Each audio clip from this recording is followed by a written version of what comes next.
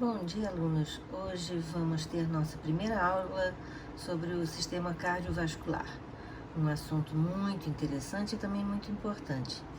Vocês vão encontrar esse assunto nas páginas 718 a 721 do seu livro-texto. Então, vamos começar? Em nosso corpo, os diversos sistemas têm suas funções específicas, porém todas funcionam integradas e a aparente divisão de trabalhos é somente para que os órgãos possam se especializar em determinada função. Pois vejam bem, de nada adiantaria todo aquele trabalho do sistema digestório se não tivéssemos um sistema especializado em distribuir os nutrientes conseguidos através da digestão dos alimentos para todas as células do corpo.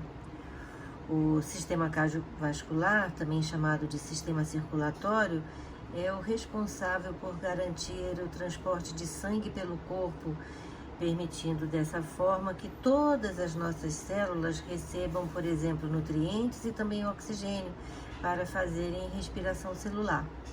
Também o transporte de hormônios, que muitas vezes são produzidos em uma glândula endócrina e vão agir em outra bem distante do local de produção. Transportam células de defesa e anticorpos para áreas onde estão sendo necessárias. Ele também remove gás carbônico e excreções celulares e também regula a temperatura, distribuindo o calor do nosso corpo, seja na distribuição homogênea de calor pelas diversas partes do organismo, como promovendo vasoconstricção ou vasodilatação dos vasos sanguíneos para equilibrar a mesma, em relação à temperatura ambiente. Também promove o intercâmbio de materiais, pois algumas substâncias são produzidas ou armazenadas em partes do corpo e utilizadas em outra parte. Células do fígado, por exemplo, armazenam glicogênio que, ao serem quebrados, liberam glicose que o sangue leva para todas as células do corpo.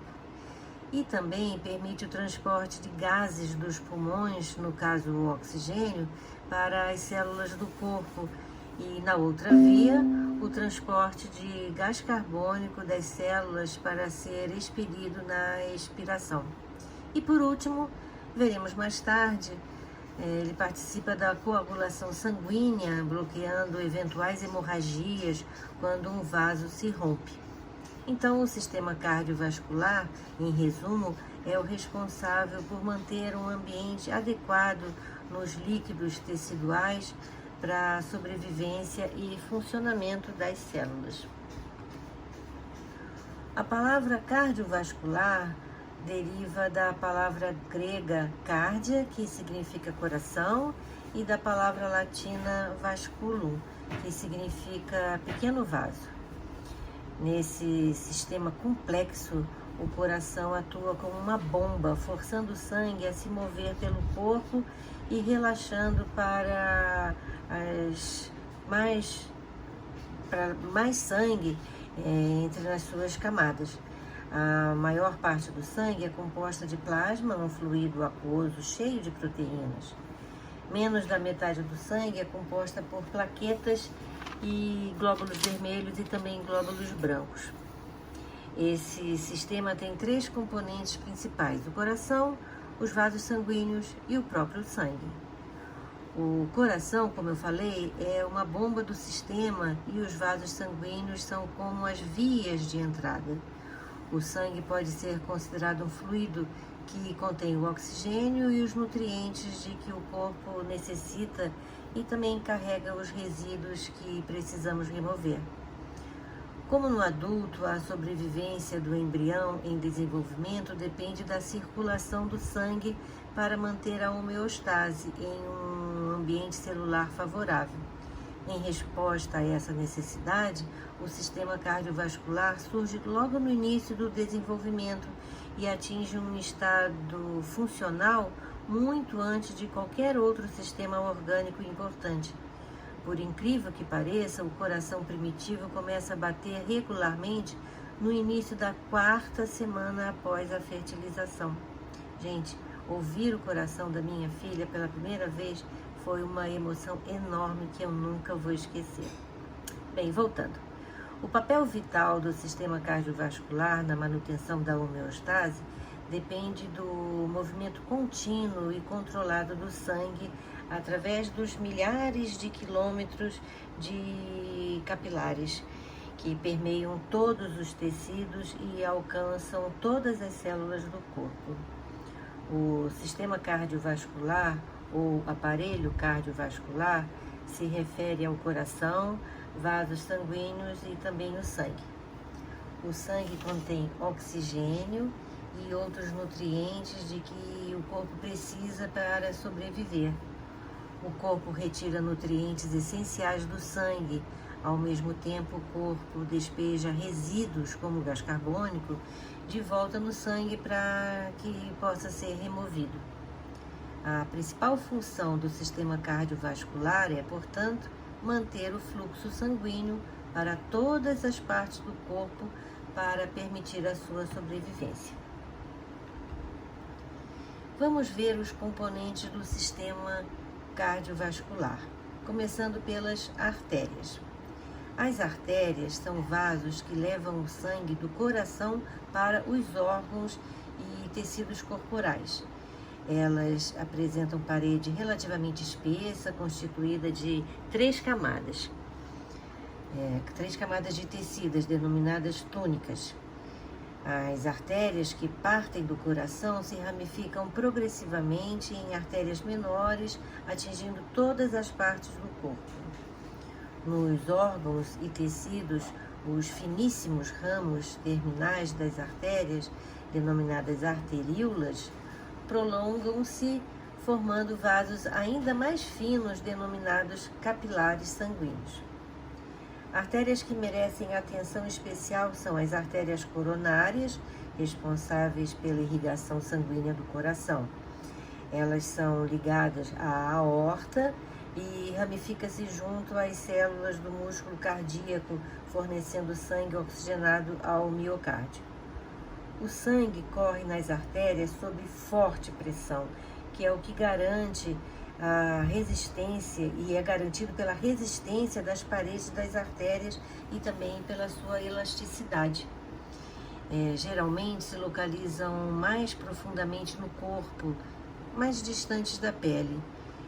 Seu diâmetro varia de 3 centímetros no caso da aorta e menos de 1 milímetro de dimensão das ramificações capilares. As principais artérias do corpo são a aorta, que sai do coração levando sangue oxigenado para o corpo todo, a artéria pulmonar, que parte do coração em direção ao pulmão, levando sangue venoso para que lá ocorra a hematose, as artérias femorais, que são prolongamentos da aorta, havendo uma artéria femoral em cada perna. Usamos a cor vermelha para representar as artérias nos livros e nos atlas anatômicos. Representadas pela cor azul, as veias são vasos que levam o sangue de órgãos e tecidos de volta ao coração, estão promovendo o retorno da circulação sanguínea. As veias apresentam válvulas em seu interior, cuja função é impedir o refluxo de sangue, garantindo então sua circulação em um único sentido. Outra diferença entre veias e artérias é que nas primeiras o sangue flui por contração de suas próprias paredes, e sim pelo movimento dos músculos esqueléticos próximos a elas, que se espremem, fazendo o sangue fluir em seu interior. Então imaginem que vocês estão contraindo e relaxando as panturrilhas. O que estão fazendo? Nada mais do que possibilitando a circulação do sangue dentro das veias das pernas. Então, como eu disse, o sangue flui não por contração de suas próprias paredes, como o que acontece nas artérias. Nas veias, o sangue flui sim pelo movimento dos músculos esqueléticos que estão próximas a elas. As células, por sua vez, eliminam o líquido tissular gás carbônico e excreções decorrentes de seu metabolismo. A maior parte do líquido que sai dos capilares e banha as células é reabsorvida pelos próprios capilares, reincorporando-se ao sangue. Assim, ao passar pelos capilares dos tecidos, o sangue banha as células, tornando-se mais pobre em nutrientes e em gás oxigênio, e mais rico em gás carbônico e em excreções diversas. No ponto de conexão entre uma arteríola e um capilar, há uma célula muscular lisa enrolada no vaso sanguíneo, que é denominada esfíncter pré-capilar. Quando esse esfíncter unicelular se contrai, a passagem de sangue para o capilar é diminuída ou bloqueada, e desse modo o organismo regula o suprimento de sangue que vai para os tecidos. Então vejam aqui nesse esquema, usando as cores vermelha e azul, a representação do caminhar do sangue rico em oxigênio através das artérias e capilares arteriais, e depois em azul o sangue rico em gás carbônico caminhando pelos capilares venosos que se unem para formar as vênulas e depois as grandes veias. A passagem de gás carbônico do sangue para os pulmões e a passagem de oxigênio dos pulmões para o sangue ocorre por difusão simples, sem gasto de energia, que falaremos mais tarde.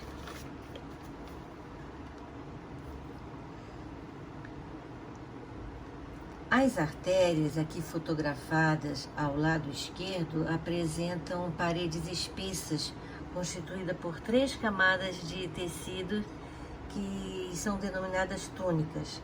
Internamente, as artérias são revestidas por tecido epitelial formado por uma camada de células achatadas, o endotélio ou túnica interna. A camada intermediária da parede arterial, denominada túnica média, é formada por tecido conjuntivo elástico e tecido muscular liso. A camada mais externa, chamada de camada adventícia, é constituída por tecido conjuntivo fibroso. Quando a musculatura da parede arterial se contrai, seu diâmetro interno diminui. O relaxamento da musculatura arterial, por outro lado, leva ao aumento do diâmetro interno da artéria.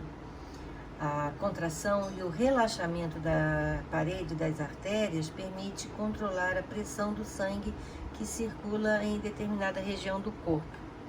Já a parede das veias também são constituídas por 3 túnicas, correspondentes às das artérias. Entretanto, as túnicas média e adventícia das veias são menos espessas do que suas correspondentes arteriais.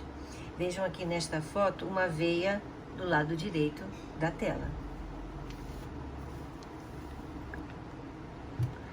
Vejam aqui nesse esquema representando as artérias em vermelho e as veias em azul. Arteríolas, vênulas e capilares sanguíneos a gente pode classificar conforme o diâmetro do vaso. Vejam que a camada mediana das artérias é muito mais espessa do que das veias, fazendo com que sua luz seja menor. Então aqui a camada intermediária e a luz do vaso. E também a outra diferença é a presença de válvulas nas veias que não se vê nas artérias. Então as veias possuem válvulas impedindo o refluxo sanguíneo e as artérias não têm. Agora nós vamos falar sobre o coração. Esse músculo maravilhoso denominado miocárdio, que se contrai 100.000 vezes ao dia, enquanto empurra o sangue através dos vasos sanguíneos. À medida que se contrai, o coração força o sangue para a corrente sanguínea e daí para todo o corpo. O coração é um músculo do tamanho de um punho fechado e é dividido em 4 câmaras. Essas câmaras são o átrio direito, o átrio esquerdo na parte superior, o ventrículo direito e o ventrículo esquerdo na parte inferior. O coração é então uma bomba, geralmente batendo cerca de 60 a 100 vezes por minuto. A cada batimento cardíaco, o coração envia sangue para todo o corpo, levando oxigênio e nutrientes a todas as células. Depois de fornecer o oxigênio, o sangue retorna ao coração. O coração então envia sangue para os pulmões para captar mais oxigênio. Este ciclo se repete indefinidamente por toda a nossa vida. Então vamos ver aqui nesse esquema as partes e vasos do coração. Começando do lado direito, onde circula sangue venoso, aqui representado em cor azul, temos aqui duas grandes veias. A veia cava inferior, que traz sangue da parte de baixo do corpo, e a veia cava superior, que traz sangue da parte superior do corpo. Aí se segue ao átrio direito, separado do ventrículo direito por uma válvula, a válvula tricúspide. Continuando, então, temos a artéria pulmonar, direita e esquerda. Agora do lado esquerdo, aonde circula o sangue arterial, que é rico em oxigênio, representado pela cor vermelha. Temos então 4 veias pulmonares. As 4 veias pulmonares. Temos o átrio direito e também uma válvula que separa o átrio esquerdo do ventrículo esquerdo, que é a válvula mitral, e finalmente então o ventrículo esquerdo, que tem essa pontinha assim virada para o lado esquerdo e apresenta paredes mais espessas. E por que ele apresenta paredes mais espessas? Porque é ele que vai mandar sangue para todo o corpo. Essas são as partes do coração, seus vasos e suas válvulas. Vamos ver agora como acontece a circulação dentro desses compartimentos cardíacos e dentro desses vasos. Para onde vai o sangue e o que acontece com ele, ok? Bem, didaticamente, podemos separar 2 tipos de circulação: a pequena circulação e a grande circulação. Reparem que eu destaquei que essa separação é somente didática, porque tudo acontece ao mesmo tempo. Não pensem que acontece um fenômeno, depois o outro. Não, eles são simultâneos dentro do nosso corpo. Então, a pequena circulação, também chamada de circulação pulmonar, acontece quando o sangue venoso chega ao átrio direito pelas veias cavas superior e inferior. Nesse momento, o átrio direito se encontra em diástole, que, já adiantando o termo, é quando a câmara cardíaca está relaxada. Aí, imediatamente, o átrio direito se contrai, isto é, entra em sístole, e manda o sangue pela artéria pulmonar para os pulmões, onde vai acontecer a hematose. E o que é hematose? Vamos voltar a esse tópico no próximo capítulo, tá? No sistema respiratório. Mas eu já vou adiantar para vocês poderem assim entender. Nos pulmões, o sangue que chega pelas artérias pulmonares é venoso, rico em gás carbônico. E aí, por difusão simples, sem gasto de energia, o gás carbônico do sangue passa para os alvéolos pulmonares e o oxigênio dos alvéolos passa para o sangue que o banha. Então, o sangue que chegou aí venoso sai arterial, rico em oxigênio, e o gás carbônico, ele é expelido pela expiração. Agora, o sangue que é arterial volta ao coração pelas veias pulmonares e vai para o átrio esquerdo e depois para o ventrículo esquerdo. Vocês repararam, lógico, que veia é todo vaso que chega ao coração, não importa o tipo de sangue que carregue, e que artéria é todo vaso que parte do coração, não importa o tipo de sangue que carregue. Isso é muito importante. Se o vaso vai para o pulmão, é uma artéria pulmonar. Da mesma forma, se o vaso vem para o coração, vindo do pulmão, é uma veia pulmonar. Fácil, né? Continuando, agora vamos ver a chamada grande circulação ou circulação sistêmica.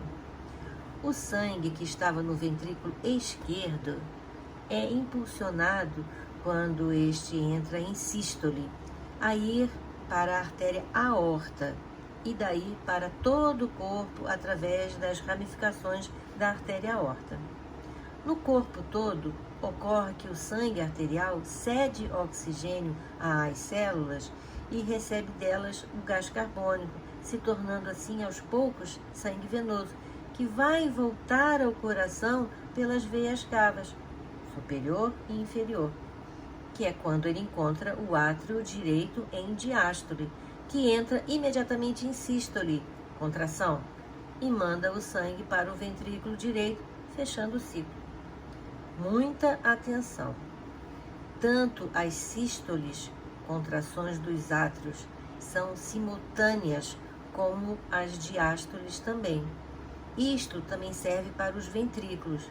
Eu digo, quando os átrios estão em diástole, os ventrículos estão em sístole e vice-versa, ok? E isso acontece ininterruptamente, sem parar, durante toda a nossa vida. Esse esquema reforça tudo o que eu falei, então vamos repetir. Sigam as setas. O sangue venoso chega ao coração pelas veias cavas superior e inferior. Aí encontra o átrio direito em diástole, relaxado. Imediatamente ele entra em sístole, contração, e manda o sangue venoso através da válvula tricúspide para o ventrículo direito, que estava em diástole, e que imediatamente entrou em sístole.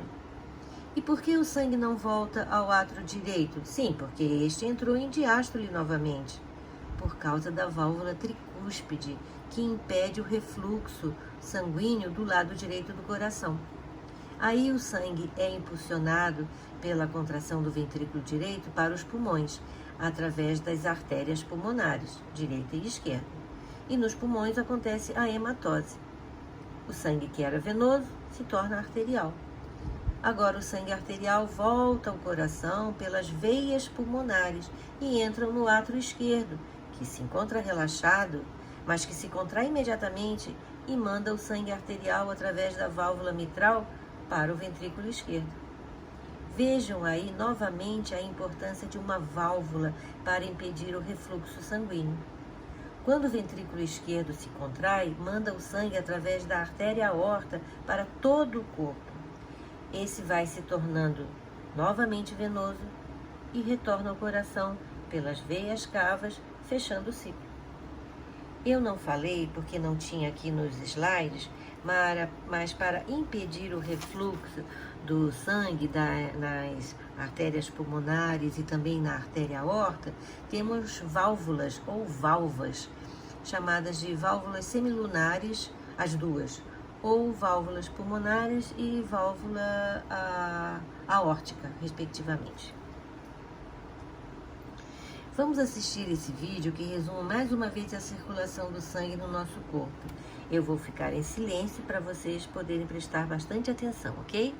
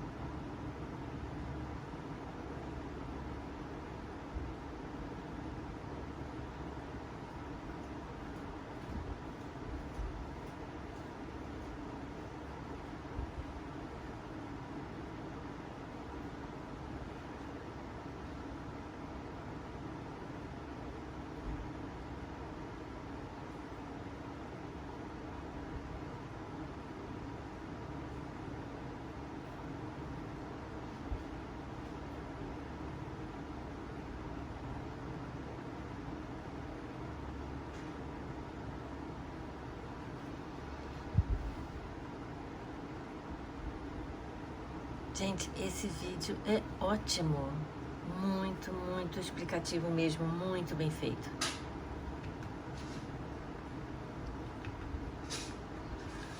Esse slide mostra as válvulas cardíacas, tricúspide, e separa o átrio direito do ventrículo direito, mitral ou bicúspide, que separa o ventrículo esquerdo, o átrio esquerdo, desculpe, do ventrículo direito, e as válvulas semilunares pulmonar nas artérias pulmonares e a válvula aórtica na artéria aorta.